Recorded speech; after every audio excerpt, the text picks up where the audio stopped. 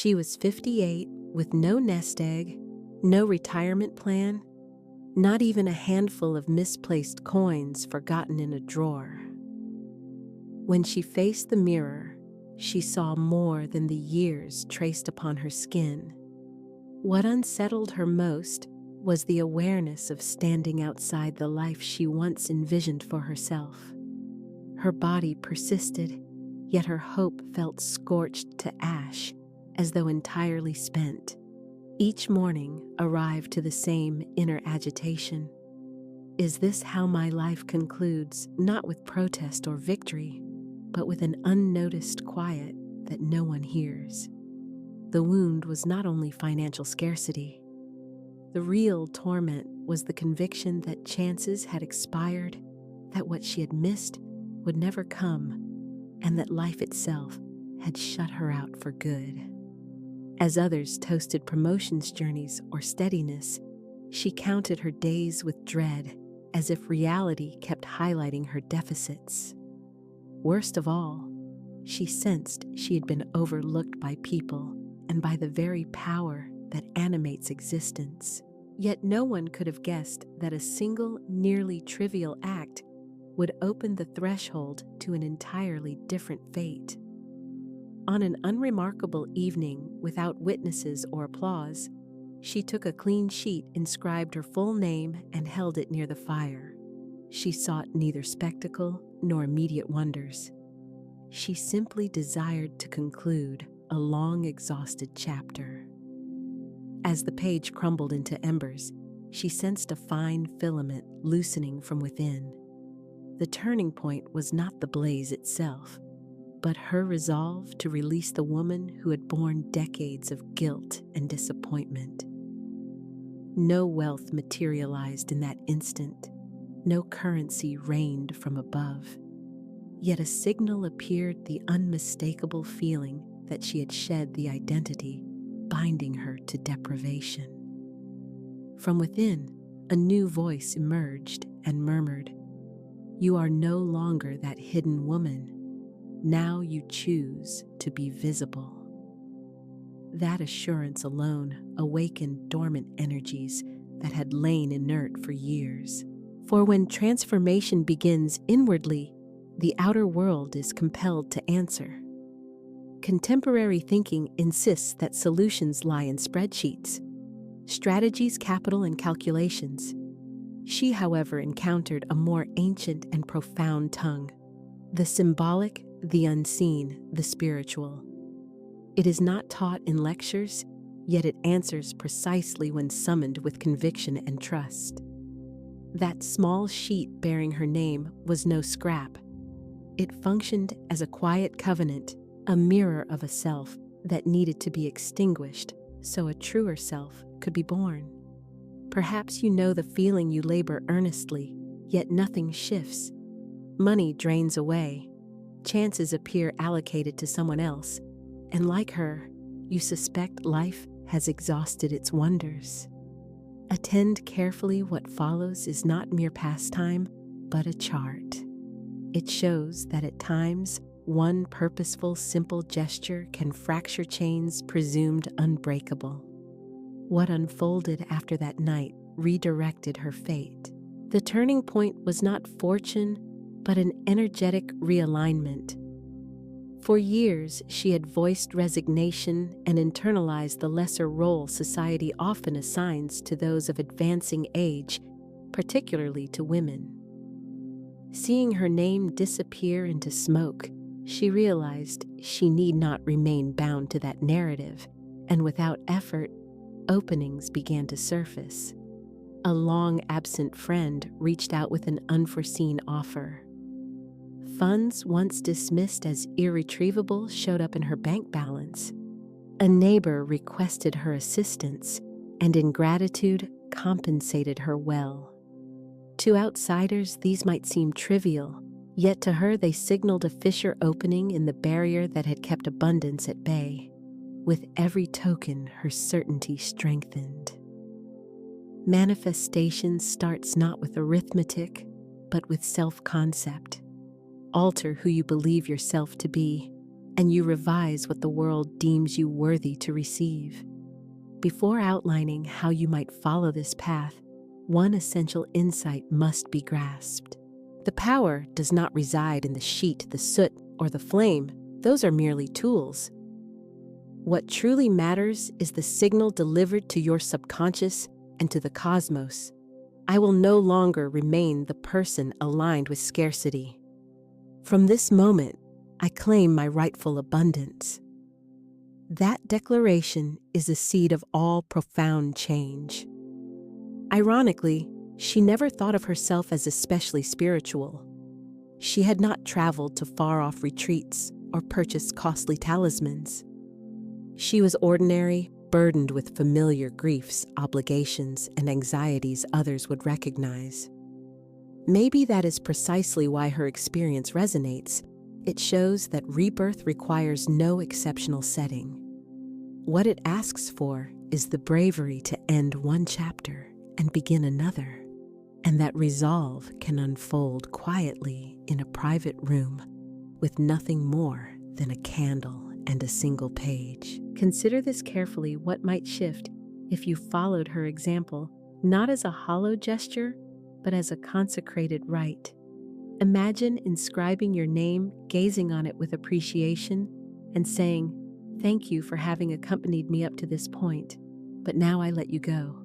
What might open if you entrust to fire the version of yourself that stayed small, settled for less, and lived beneath the weighty shadow of "I can't"? This might strike you as naive, that simplicity cannot possibly catalyze change, but it is often the simplest act that cleaves the deepest seam in reality. Mountains shift less from spectacle than from authenticity arising straight from the soul. When you declare with deliberate intent that your former self is finished, the universe responds without delay. It hears the clarity, and the places long damned begin to move. In a moment, I will explain plainly how her transformation progressed, how you can adopt it, and what profound sense underlies it. Whether you stand amid Bill's exhaustion or doubt, your narrative can still be rewritten. I ask one thing: stay present through the conclusion, because every sentence is crafted to guide you toward a lasting insight. This is more than a presentation. It is an entrance to the new, and you alone decide whether to step through or remain as you are. She did not grasp it immediately, yet the fire that ate that page initiated a cascade of changes. It was neither empty mysticism nor happenstance. It flowed from the bravest, most freeing decision she had ever made to relinquish the identity that imprisoned her. We are seldom taught this. Our constraints are less about conditions and more about the unseen names and labels we quietly accept.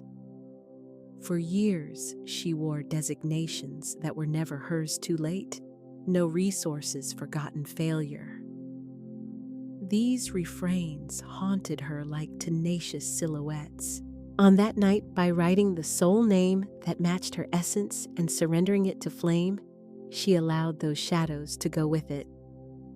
The subsequent days felt unusual, not triumphant fanfare, but quiet. Yet it was a fertile quiet, not vacancy, the hush of a door easing open.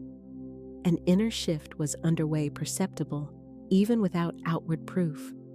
The heavy thoughts that once crushed her gradually weakened and receded. Despair gave way to a quiet, indescribable calm. From that peace arose a steady certainty her choice had been correct. Others noticed it too. Her demeanor altered, her voice steadier, her eyes brighter, and though money had not yet appeared, life itself had begun to answer her change. An unforeseen note arrived. A long-delayed call came through, and a supposedly vanished prospect returned.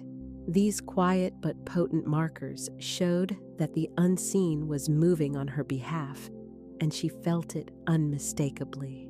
Genuine abundance starts not when funds land, but the moment you refuse to remain the self that scarcity knows. This insight is what many miss. We hunt for outward fixes, a better role, a pay raise, a lucky break to patch an inner void. Yet we are rarely shown that externals cannot mend a fractured self-concept. Her story demonstrates it while she labeled herself invisible and insisted her era had passed. No strategy could take root. Only when she let the fire erase that prior version did thresholds yield, because the flame's work was not ruin, but release. Here lies the most striking element. A woman who had spent years caring for others at the expense of herself recognized that inscribing her name and surrendering it to flame exceeded symbolism. It was a direct communique to her subconscious, a lucid instruction to her own mind. This story has ended. Now a new one begins. As happens in living processes, the mind ratified what the feeling declared. Once her heart consented to becoming someone new, reality complied with that consent. That insight proved decisive. A few days on, strolling with a calmer mind, she observed an unexpected shift. What arrived first was not cash, but recognition. People who once overlooked her began to nod and say hello. Dialogues that previously stalled now unfolded smoothly. A neighbor who had never addressed her stopped to express thanks for a minor kindness from long ago. Through these small courtesies, she realized life was returning what had always belonged to her visibility. Before wealth could approach, she had to become present to herself. Before abundance could arrive, she needed to embrace her own worthiness. Many miss this essential point. Manifesting is not anxious pleading or bargaining with fate. It is a steady affirmation that you will no longer participate in what bound you. It is the proclamation that one era is finished and another is underway. Energy ever responsive reorganizes around such a decision. She lived this reordering, and anyone who chooses likewise can too. Picture yourself facing that same sheet. It is more than paper. It functions as a mirror. Imprinted upon it are what you've borne: debts, disappointments, and the harsh labels you once accepted as truth. Every letter of your name shelters narratives, recollections, and scars. When you commit it to the flame, you are in fact releasing yourself from the authority those hurts exerted. In that instant, you proclaim, "They no longer define me, they no longer rule me, I am no longer their prisoner." Can you sense the force in that statement? She grasped it to her core. Thus, even though hesitation came early on, she refused to let fear script her movements. Here lies the key: certainty isn't required, resolve is. Shaken hands or a skeptical mind do not disqualify you. What matters is the heart's recognition that one era is closing and another is opening. When you enact that gesture with honesty and surrender, life itself cannot help but heed you. Let me pause with you, the listener, because it may be that somewhere deep inside, you sense this message is addressed to you. You might feel you've exhausted every option and nothing has shifted. Perhaps repeated wounds have made you question whether another way is real. I affirm plainly that way exists, and it begins not in the outer world, but in your interior. You can choose now. You can do exactly what she did: bring closure to a version of yourself that has no right to remain. If anything spoken here has kindled even a faint ember amid your doubt, I invite you to act not for my sake, but for yours. Subscribe here and post a comment that says, "I am ready to leave behind who I was." Do it with conviction, not as mere routine. That statement becomes your first act of manifestation because words are energetic and speaking them aloud signals unmistakably to the universe that you refuse your former narrative. This is an ideal moment to choose. What followed startled her. Initially, she wondered whether it had been a psychological distraction, a mirage to keep her from surrendering to hopelessness. Yet, as the days advanced, occurrences emerged that logic could not neatly explain. These were not spectacular wonders, but small indicators which, taken together, spelled out a message that could no longer be dismissed. The current had shifted. One morning brought a call from a long-lost acquaintance, offering a short-term modest role that surprisingly compensated well. Most striking, the caller admitted she had just come to mind as though an inner prompting had spoken her name. The synchronicity stunned her. A few days later, sorting through papers, she uncovered a forgotten reimbursement. It felt as though life had started returning what had previously leaked away. Though the sums were small, the meaning was vast. She was no longer isolated, no longer unseen. The greatest alteration, however, took place inwardly. She began rising early with ease, lighter rather than drained. Her posture straightened as if an unseen burden had dissolved from her back. She quit repeating the sentences that had confined her. "I can't afford it. It's already too late for me. I have no luck." In their place, she adopted new language. "Something good is coming toward me. Life still has a place for me. I don't need to rush. What is mine will find me."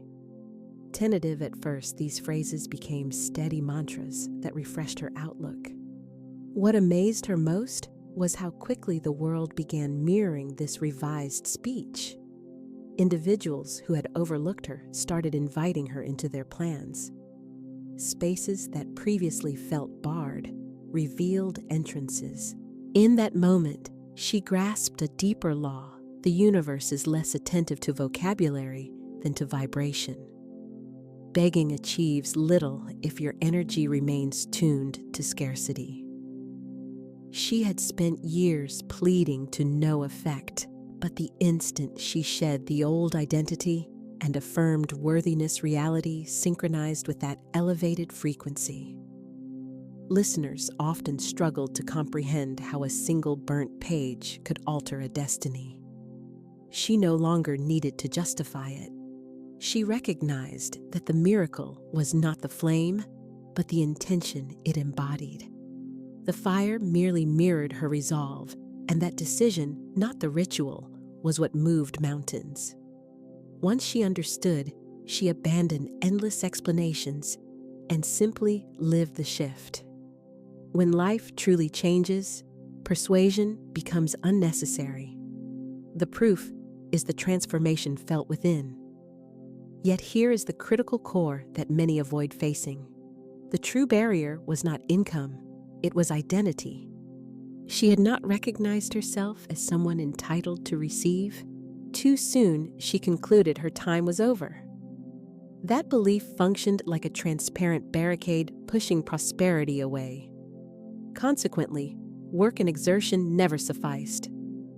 The lesson is this: outcomes depend not solely on action, but on who you understand yourself to be as you act. Setting that page alight did not magically erase every issue. What it did accomplish was the collapse of that unseen wall. It initiated a different conversation with life. With the barrier gone, everything resumed motion. It felt like reopening a valve that had been closed for years. The current returned, income arrived, chances emerged, and most importantly, confidence revived. Few forces are more potent than the inner certainty that you are no longer consigned to the margins. Let me ask you to reflect. How often have you felt exiled from your own road as though life moved on without you? How many times have you labored, given, invested your whole self, only to be left with nothing? That feeling of unfairness and invisibility is widespread. Countless people shoulder it quietly, and only a handful choose another response. Most await rescue from outside, and in the meantime, time drains away and hope wears thin. She refused to remain in suspense. She kindled her own start. Here's the secret: the universe answers less to supplication and more to proclamation. When you state enough, this ends here, you carve new ground in your narrative, and in that clearing, abundance can step in. That is the dividing line between those who cling to scarcity and those who release it. Others may label it folly. What matters is not their judgment, but the belief you hold about yourself. From then on, she ceased hiding from her challenges. She rejected the script of the overlooked and claimed authorship of who she was. What unfolded next marked only the dawn of a different existence. When energy is refreshed, the whole landscape shifts. Over time, it became clear that the shift was broader than finances. Most of all, her self-relationship changed. Once she saw herself as a casualty of life's neglect, she moved as if burdened by unseen sacks. Now her stride was steady, her eyes lifted to the horizon, and her voice carried a new timbre. The transformation germinated inwardly and then sprouted into visible results. A moment that touched her occurred on a routine afternoon.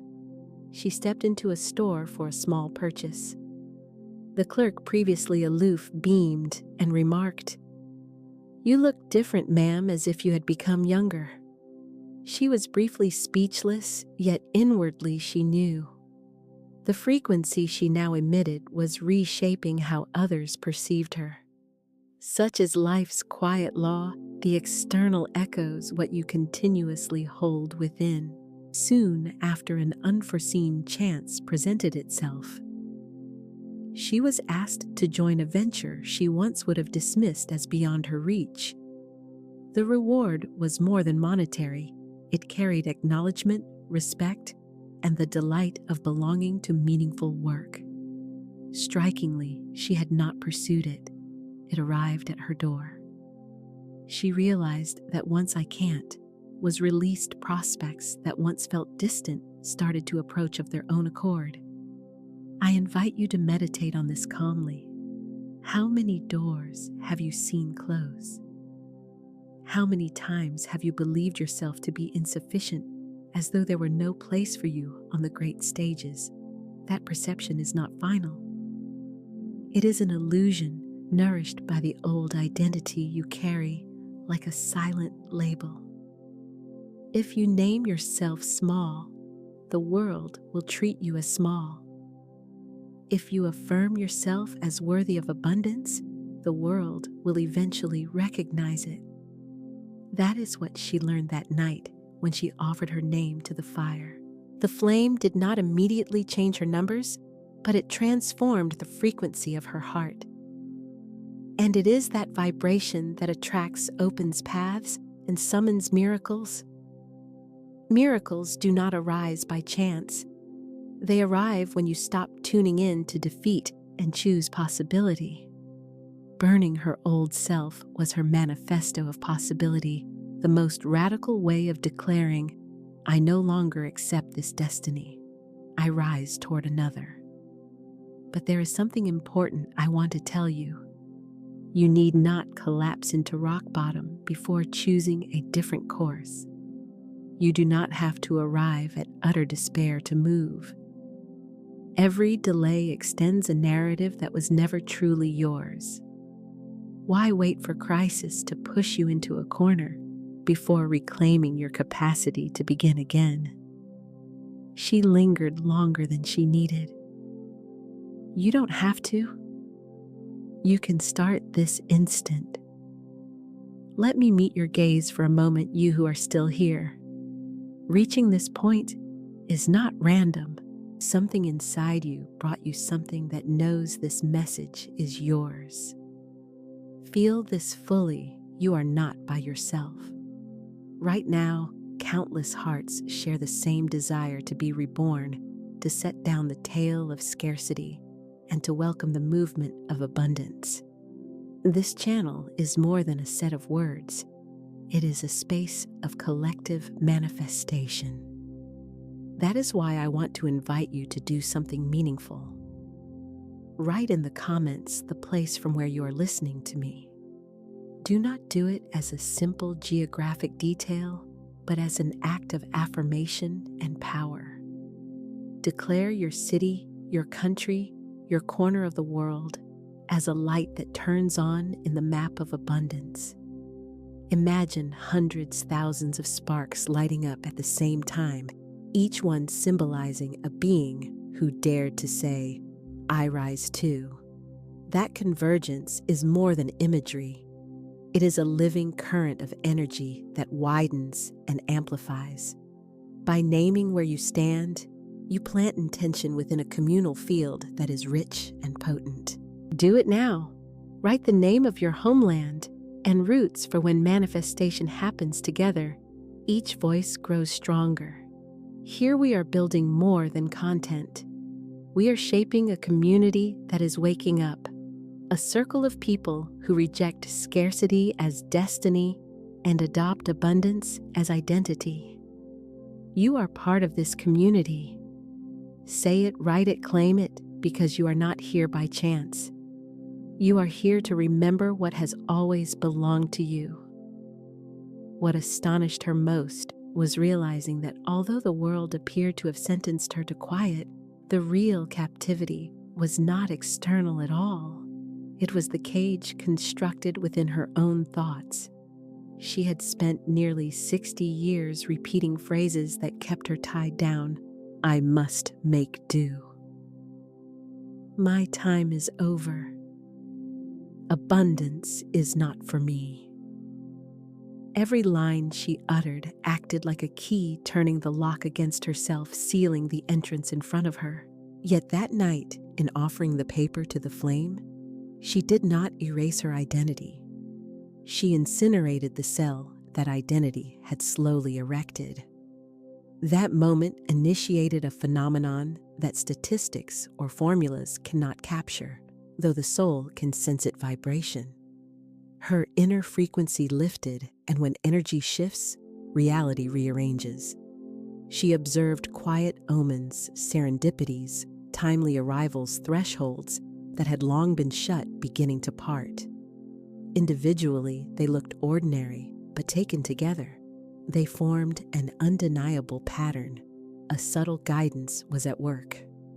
One day, on her way home, she spotted a banknote on the pavement. The value was small, yet it became a powerful emblem. The figure was irrelevant. The meaning mattered. Circulation had begun again. Rather than ignore it, she picked it up with reverence and whispered, "Thank you for reminding me that you have not forgotten me." From then on, she recognized money not as an adversary or a vanishing specter, but as an energy that had been awaiting her consent to come back. That modest note made her think how often had she unknowingly turned abundance away. How many chances had drifted past because she felt unworthy. She recalled offers of help she declined out of misplaced modesty. "No, thank you. I'm fine." She remembered projects she aborted, warning herself it was too dangerous. She brought to mind desires she had crushed with the refrain, "I don't deserve it." Then it dawned on her, the most damaging sabotage wasn't external. It resided inside.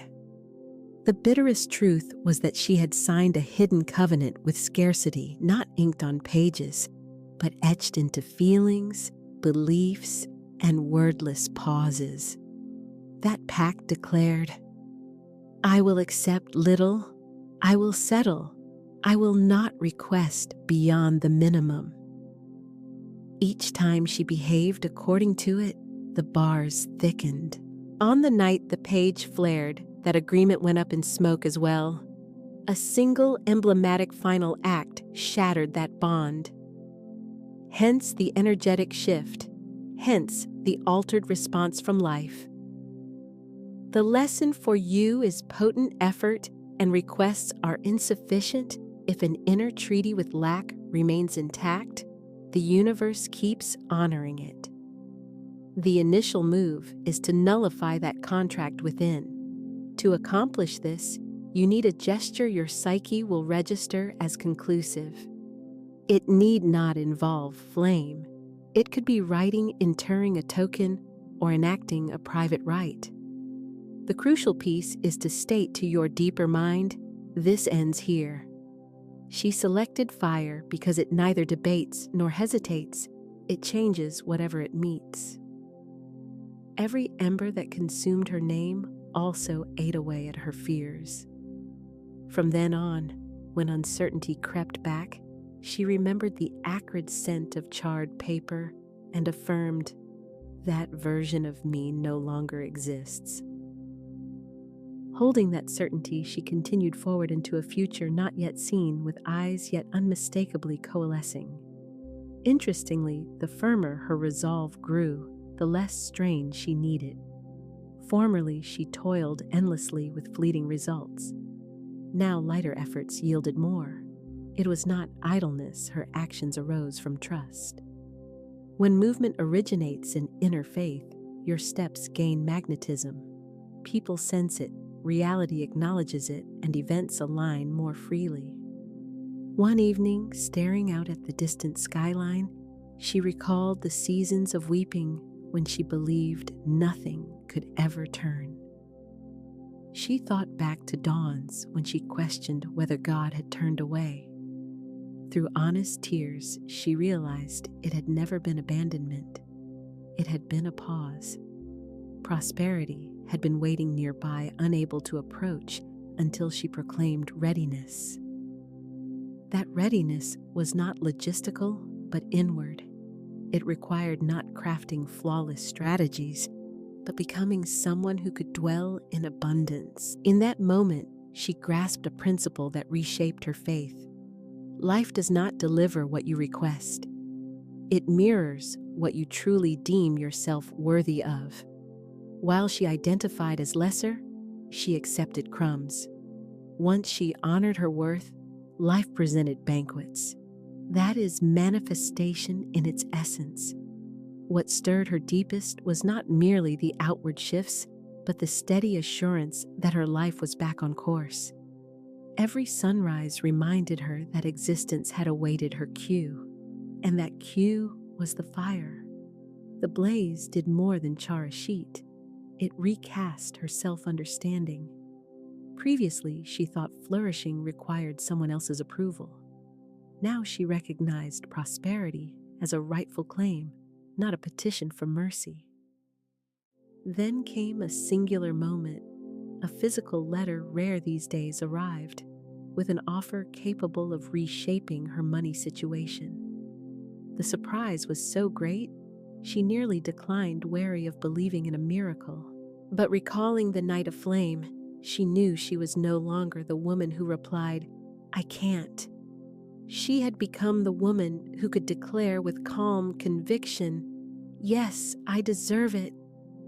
That straightforward assent unlocked a route that revitalized her income and also her soul. Quickly she realized that value is not tallied only in currency. Larger riches emerged: self-regard, assurance, and freedom within. What use is fortune if the heart is shackled by shame and dread? She understood when she encountered a quiet she had never known. That tranquility was the real wealth. Money followed, certainly, but as an organic consequence. The richest gain was the sensation of freedom, vital, awake, and certain that unwritten chapters remained ahead. Remember, this abundance has been searching for you all along, yet it could not identify you while you concealed yourself beneath scarcity's disguise. It was as though a mask kept whispering to creation, "Don't give me anything. I don't deserve it. By consigning her name to the flame, she actually surrendered that disguise itself, and in that moment, life perceived her true essence without distortion.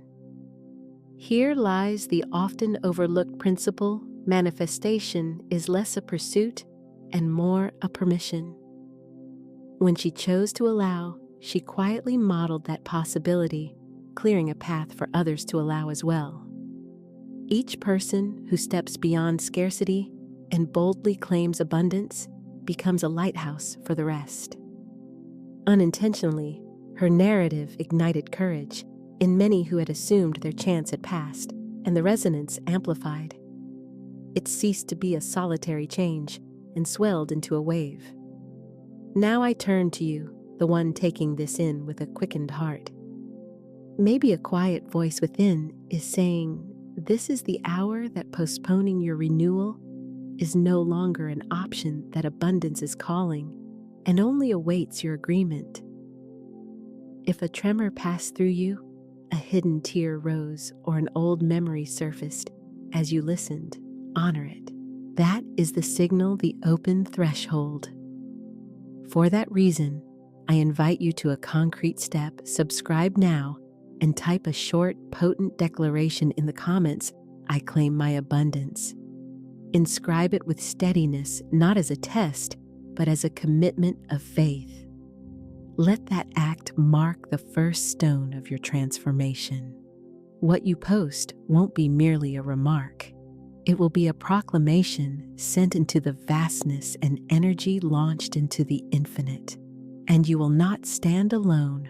Hundreds will write the same vow, braiding a current of shared manifestation beyond any device. Move now. Seize it, because change begins not someday, but the instant your answer becomes yes. Her metamorphosis, likewise, cannot be reduced to ledgers or trophies. Its deepest meaning was the recognition that she was no longer confined by a fate sketched by someone else's hand. Previously, every day mirrored the last labor-strained delay, and eventually, the same hollow end. She felt trapped in a loop with no exit. After that emblematic act, however, her path angled toward a different horizon. The shift was not abrupt or theatrical, but steady and unmistakable, a gentler tempo that nonetheless could not be denied. Among the changes that astonished her most was the repatterning of her most intimate thoughts. For a long time, her inner dialogue repeated defeat. You can't. It's too late. You are insufficient. Such phrases like unseen knives cut her whenever she reached for more. Gradually, the chorus quieted. Another tone arose, steady and calm, whispering, you deserve more. There is still time. Life is still waiting for you. That voice became a loyal ally. Whenever doubt edged back in, this conviction stood her up straight again. Her experience resembled what many name rebirth, not physical, but soulful. The figure who once conceded to scarcity had vanished, giving way to someone sturdier, brighter, and more alert. Challenges still appeared, yet she no longer met them trembling. She met them with trust. Because of that inner turn, the entire landscape shifted. A moment that profoundly touched her came when she was asked to speak her story before an audience. She had never pictured herself as someone others might look to, and yet she found herself explaining how one simple ritual opened the door to her new life. Afterward, people approached with glistening eyes, grateful to discover they too could begin again. She realized then that her tale was not merely personal. It was a lamp for those still walking in darkness. This is the broader truth. Our transformations ripple outward. What shifts in you can illuminate those who witness it. Every time you step beyond constraint, you unshackle not just your own life, but also those observing you.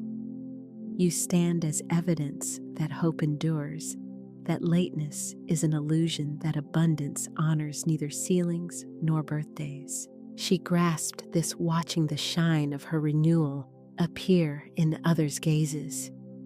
Surprisingly, gratitude for her history blossomed. She recognized that without the prior hollow, she might never have kindled her inner flame. Absent that quiet desolation, she might never have uncovered the power she carried. What once felt like punishment became soil for awakening. Such is the paradox. Darkness often serves as the shell where the seed splits and life begins. Now, when she remembers the flames consuming her name, she does not see a closure, but an opening.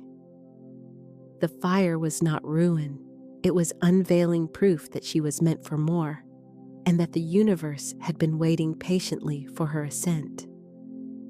Consider this for yourself, what might unfold if you tried tonight.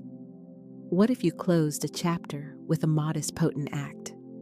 No flawless setting or ornate ceremony is required, only a decision, because life turns not on wavering, but on clear declarations. Every time you proclaim renewal, reality replies. With time, she could look behind her and plainly see how far-reaching the change had been. She was no longer the person who could not meet her own gaze. No longer the one tallying coins to crawl to month's end, chin lowered. She had become someone different, and remarkably no windfall or legacy was required. The real shift was the energy with which she moved through the world. That new frequency revealed doorways where she had only seen brick. Then came a day when she peered at her account and saw a rare sight: activity. The figures were modest, yet continuous earnings, landing chances, appearing payments, clearing with ease. To outsiders, these looked minor. To her, they were monumental proof, because the point was not size, but recognition. Abundance knew her again. With every credit and invitation and sign of prosperity, she affirmed, "Of course, now I am in the flow." And beyond the finances, an even richer treasure surfaced: confidence in her inherent power. She saw how long she had waited for external permission to receive, as if worthiness required being selected.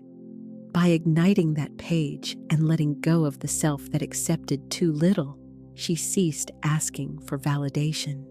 That was the pivot. Life does not require you to be flawless.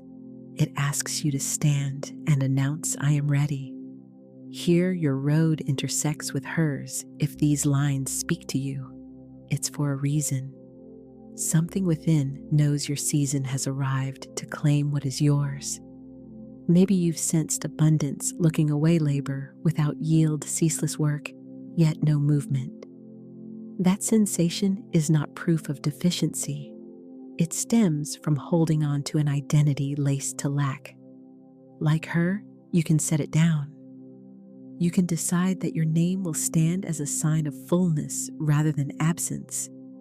Imagine the power if everyone here made that vow: an assembly of people inscribing their names, dissolving old contracts, and dropping identities that no longer fit. Picture countless flames kindling simultaneously, glowing in stillness across the world. Can you sense the force of that? This is the gentle uprising we are creating, the uprising of people who refuse to live confined and diminished. So, I ask you to take one more step. If you haven't yet, subscribe and write in the comments the place from which you're hearing this. Treat it not as a casual hello or stray detail, but as a pledge of belonging. Proclaim from here, from my ground and my home, I align with the current of abundance. Inscribe your nation, your city, your own corner, and let it flare as one more light on the unseen map we're igniting together, because you are not solitary. This isn't a one-way speech. It is a summons to many. Every comment resounds, every subscription seals a compact, Every line you type carries a spreading spark. So speak up. Name your place, because the more voices rise, the stronger the tide grows. That swell can wash out worn beliefs, snap shackles, and carve fresh roots. Abundance is not the private prize of a few. It is a communal field that widens when we gather. Right now, you can join it. Do so with confidence, subscribe, and name your place not as empty ritual, but as the seed of your renewal.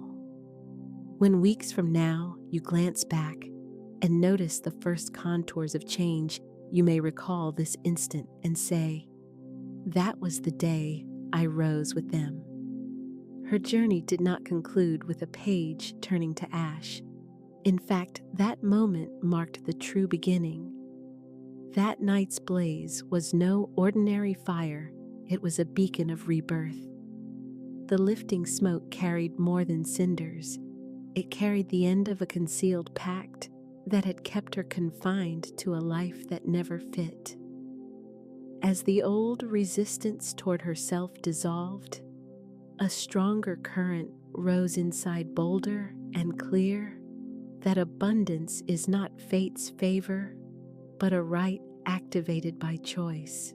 Income did show up, but the crucial shift was that she was no longer the pursuer. For the first time, it felt as if money and chances moved toward her. Doors unlocked. Fitting allies appeared not through hidden tricks, but because her state of being began to resonate with what she desired. Here is the central teaching: manifestation is not the result of forcing the world. It happens when you melt the inner barriers that block what has always been present. Consider what this implies for you. How long have you held an identity that misrepresents who you are? How often have you insisted abundance is for others, not for you? How many times have you settled for too little, afraid that asking for more might cost you even the little you keep? The true opponent is that outdated self-image, and the hopeful truth is that you can release it now. No miracle or stockpile of techniques is required. What you need is one consecrated, decisive moment when you proclaim the end of the scarcity-bound self. Perhaps you burn a page, bury it, or let the breeze scatter it. The form is secondary. The essence is your intent to broadcast unmistakably, "That is no longer who I am. I claim my new identity in abundance." She chose, and that single choice reshaped her entire life. You are now standing at the very same crossroads. You can continue delaying, second-guessing, hesitating, holding out for a hypothetical future day that will somehow be right. Or you can resolve that this instant is the doorway, that the present is the finest time available, because abundance does not linger indefinitely while we defer our yes. Attend to the steady, radiant summons of the person brave enough to claim their own. Let your heart do the hearing. You are not past your prime. You are not behind. You have not slipped from memory. You belong to a vast current, a collective awakening unfolding in this very moment and place. If you have arrived at these final lines, it is because something inside you is prepared to shed the former shell and step forward, clothed in a new one. This is your time. Do not allow it to pass like so many missed chances. Seize it, declare it, set it in motion, for life is altered not by soft hopes, but by decisions set aflame. Hold this truth close. Abundance is not a prize you earn. It is the nature that already defines you. At dawn, before the first sunlight brushed the opposite roofline, she awoke without the familiar sharp pain at her temples. It wasn't that circumstances had become flawless. It was that within her, a fresh, uncluttered room had appeared like a newly swept space, with white flowers in a vase and a window thrown open to invite the light. She brewed tea and placed the cup on the table. The old routine nearly resurfaced, spread out the bills, scrutinized the balance, tally up anxiety. A cream-tinted envelope sat quietly nearby. Inside was an overdue medical invoice for a test she'd let slip from memory. The sum would seem small to the world, yet for her, it had once meant 7 days of tight breath and tight margins. In the past, panic would have seized her at once.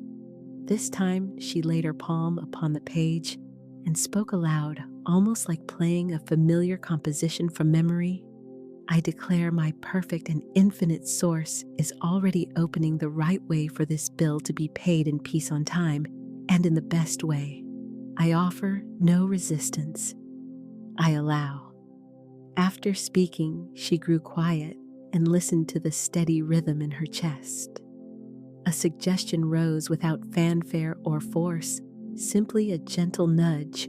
Call the corner sewing shop owner, the woman who occasionally needed weekend help measuring. She had received this prompting before, but dismissed it in embarrassment. Today, she did not debate her inner guidance. She slipped on her coat and stepped out with a small, certain smile. The boutique door stood ajar. The proprietor, silver-haired, warm-eyed, looked up and said, "I remember you. I was going to write to you, but I let it slide. Do you have a few free hours each day? I need someone with an eye for detail." Inside, she sensed the distinct click of a key turning in a lock. She nodded simply. There was no spectacle, no grand bargain, only a pathway opening, steady and exact. That afternoon, back at home, her phone pinged a modest tax refund. One she'd assumed gone had arrived. In total, the amount covered the medical invoice and left a little extra for a bundle of flowers. She smiled to herself. The fear that once gripped like a vice now felt like fragile ice, thinning and dissolving under warmth. She set a vase of carnations at the table's center and murmured, "This is not strange. This is the law."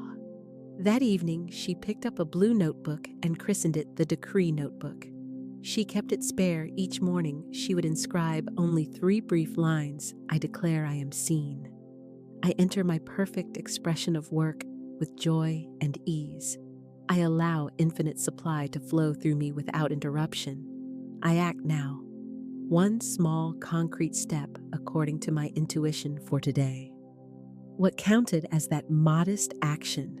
Perhaps a phone call one day, a profile update the next, then a session clearing a paper-stuffed drawer. Shinn would have named it an act of faith, evidence of belief expressed through motion, however small. By day 3, the shopkeeper asked her to pair fabrics for a modest dress. "You have a good eye," the woman said, "and you touch the fabric as if it already knew where it belongs." The praise felt like a reflective glass. She recalled seasons spent blending remnants and repairing garments for friends, then quitting, telling herself, "I'm not good enough." She smiled. True talent does not perish. It simply waits to be called by its name again. Good tidings were followed by a trial. A family member, upon hearing about the Decree Notebook and her hours at the sewing shop, exhaled and said, "Be realistic. At this age, don't dream. Better to settle." In the past, she would have swallowed those sentences like cloudy water. This time, she did not debate. Florence's teaching echoed. "You don't need to defend yourself. You need to decree." She replied softly, "Thank you for wishing me safety. I protect myself too. I choose trust in source and in work that expresses who I am. I receive your concern and release it to the light." She returned home without barbs lodged in her heart. That night, she penned, "I declare. No voice in the world names me. I name myself by my truth." The lamp poured a warm halo over the table. She offered thanks, even for those who speak from fear they arrive, so one can practice gentle non-resistance. The aim is not to vanquish anyone, but to decline the labels they offer. Over the weekend, she visited the market. A young girl was offering handmade paper blossoms, sweet, but a bit uneven. She bought one and demonstrated a few precise folds. The child beamed and picked it up fast.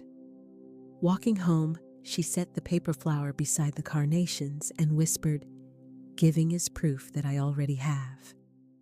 Tithing needn't be only coins. Sometimes it is a tithe of minutes of kindness of craft. Circulation itself testifies to trust. The next week, the proprietor told her a client needs uniforms for 3 tea house employees. Could you take their measurements? She agreed. The task was simple, yet demanded care. Upon delivery, the tea house owner added, "Would you teach our new staff in the afternoons, alterations, sewing buttons, and greeting with kindness?" Emotion welled. Here was authentic self-expression, not imitation. By the 12th day, she set a 40-day structure not as pressure, but as a container for steadiness. Morning 5 minutes of breath with a hand over the heart, then 3 decrees: I declare, I allow, I act. Midday, 2 minutes, envisioning a fulfilled scene fleshed out by the senses, the scent of new fabric students' laughter, the ping of a grateful message. Afternoon 1, outward motion, reach out, submit an application post, a concise introduction. Night 3 lines of thanks and 1 line of letting go, releasing the day's residual strain. She taped the 40 days guide to the refrigerator. If she missed a day, there was no self-reproach. She simply resumed and kept moving. Renaming from the inside outward, she never altered the name on her documents. Yet each morning at the mirror, she greeted herself with a chosen title: "Hello, she who is seen. Hello, she who is whole." As the weeks moved, her features gentled and her eyes grew bright. On certain days, fatigue pressed and the urge to quit rose. Then she'd rest a palm on her chest and say, "I don't need perfection. I need to keep going." One morning, the washing machine quit. A technician said a component needed replacing. She felt fear stir and tried to rise. She took a breath and recalled circumstances are not adversaries. They are the arena where a decree takes shape. She spoke, "I declare the perfect solution precedes the problem. I allow it to appear in the easiest and lightest way." She posted in the local chat seeking a reliable repairer. A neighbor answered, "My husband can handle it. If you can wait until this afternoon, you'll only cover the part. Donate the labor costs to the neighborhood book fund." She smiled circulation once more. The machine was humming that evening. She gave to the fund, and word spread a mother of one of the tea house students invited her to record the first chapter of a self-published children's book. She'd never done professional recording, but Shinn's line returned, "Perfect expression arrives through the fitting doorway."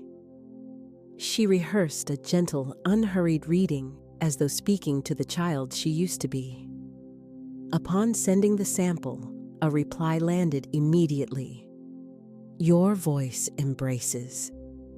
We'd like to invite you to narrate the entire book." She glanced at the refrigerator, day 19 of 40, and pressed a small paper heart beside the schedule. That evening, the shop owner asked her to share tea. "I started again at 62, she confided. "When my husband passed, I believed everything had ended. Then a friend handed me an old book and told me, 'Stop arguing with your intuition.' From then on, I quit asking, 'Isn't it too late?' and replaced it with, 'What's the next step?' That single shift is how this workshop came into being." She received each sentence as if it were a seed taking root. The woman continued, "Don't seek everyone's understanding. When the path fits, money appears as an effect. Peace is the real capital.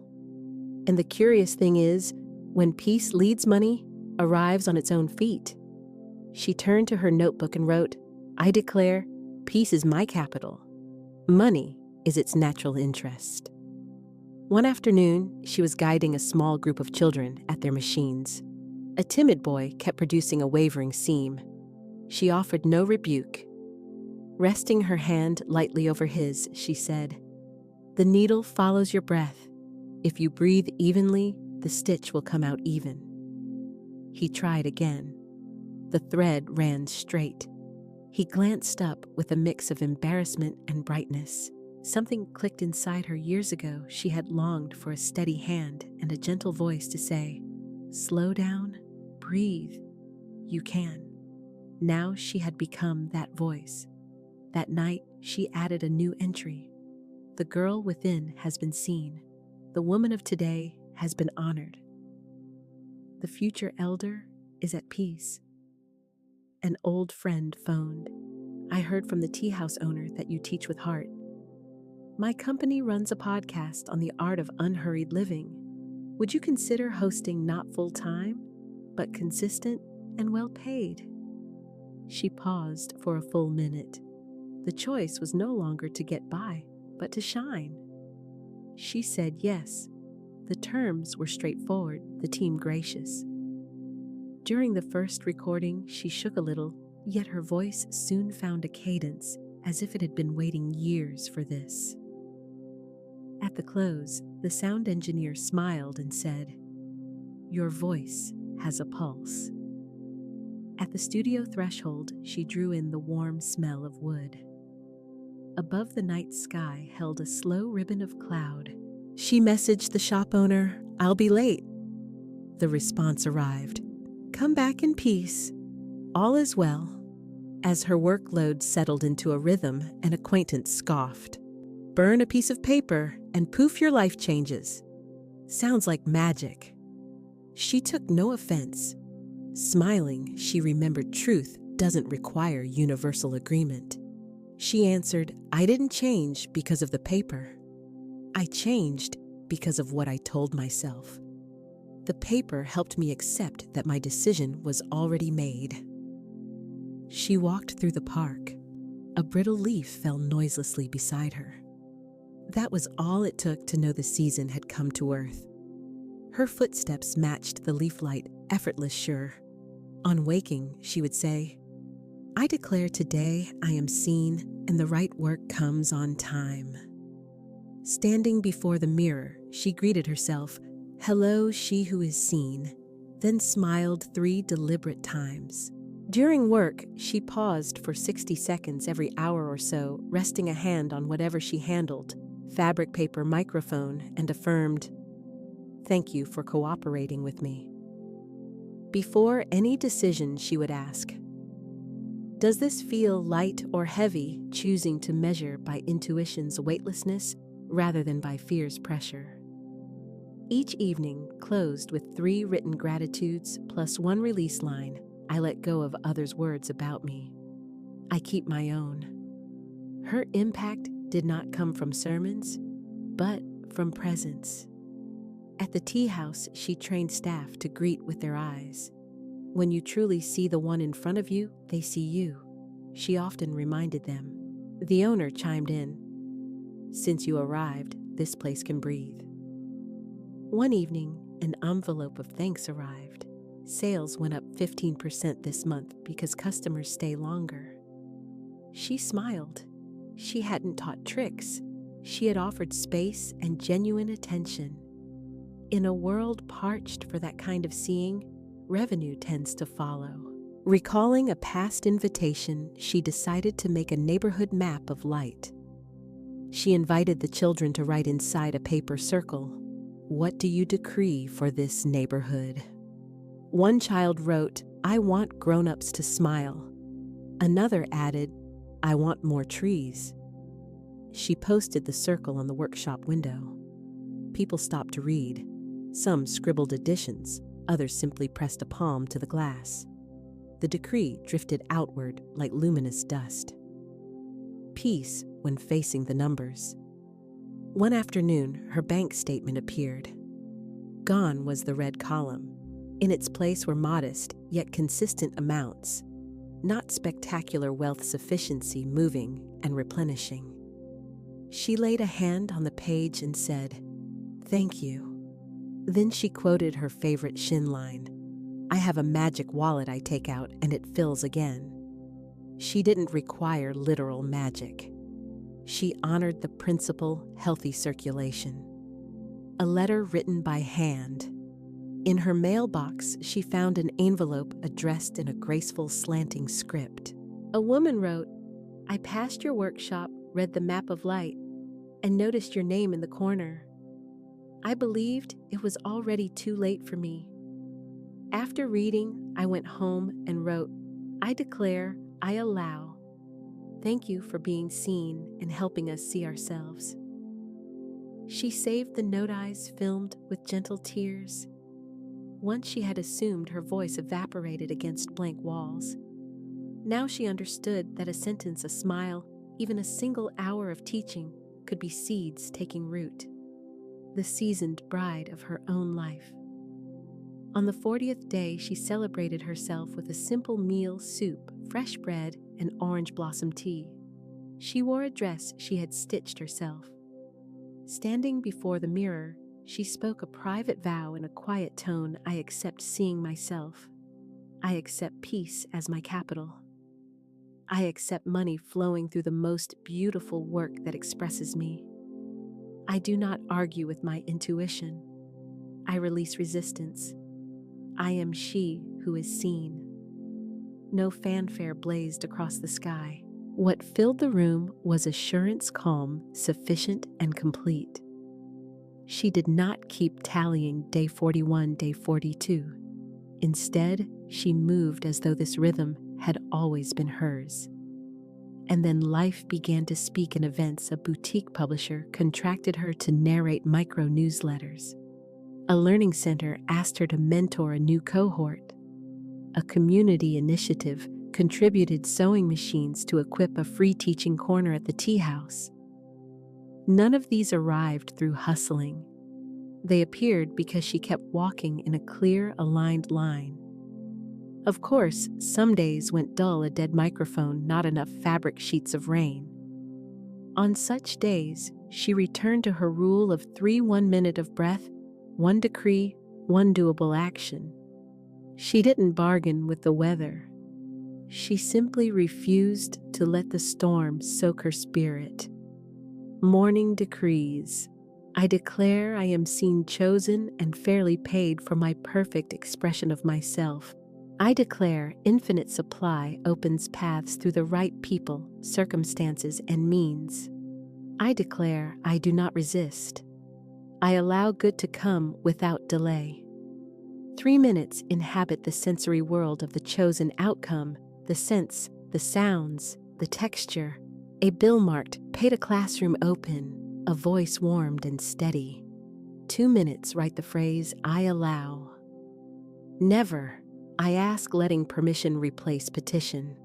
1 action, make it so small that skipping it would be harder than doing it today.